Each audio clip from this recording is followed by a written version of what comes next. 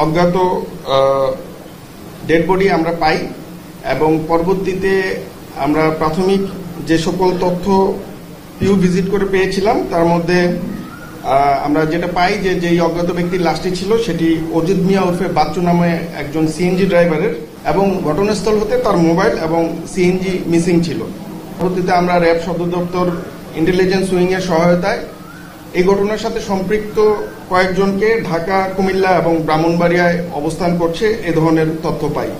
এই ঘটনার সাথে সম্পৃক্ত 5 জনকে ছিনতাইকৃত যে সিএনজি সেটি সহ উদ্ধার করতে সক্ষম হই।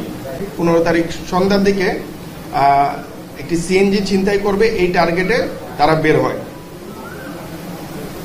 15 তারিখ দিবাগত রাতে অর্থাৎ রাত আনুমানিক 3টার দিকে ভিকটিম বাচ্চু মিয়া তার সিএনজি নিয়ে শ্যামলীতে অবস্থান করছিলেন এবং সেখান থেকে সৌরভ সে সিএনজি ভাড়া করে এবং সিএনজি ভাড়া করে 60 ফিট সংলগ্ন যে পানির ট্যাঙ্কি এলাকা সেখানে আসার পর সিএনজি ড্রাইভারকে সে টয়লেটে যাবে বলে সিএনজিটা থামাইতে বলে এবং তার একজন ভাই আসবে উঠবে এটা বলে সিএনজি থামাইতে বলে। তো পরবর্তীতে এখানে এসে সৌরভের সাথে ইয়াসিন যোগ হয় এবং সিএনজি ড্রাইভার যখন সিএনজিটি ঘোরানোর জন্য গাড়ি থেকে নামেন তখন তারা দুজন মিলে তাকে মাথার পিছন থেকে হাতুড়ি দিয়ে আঘাত করে।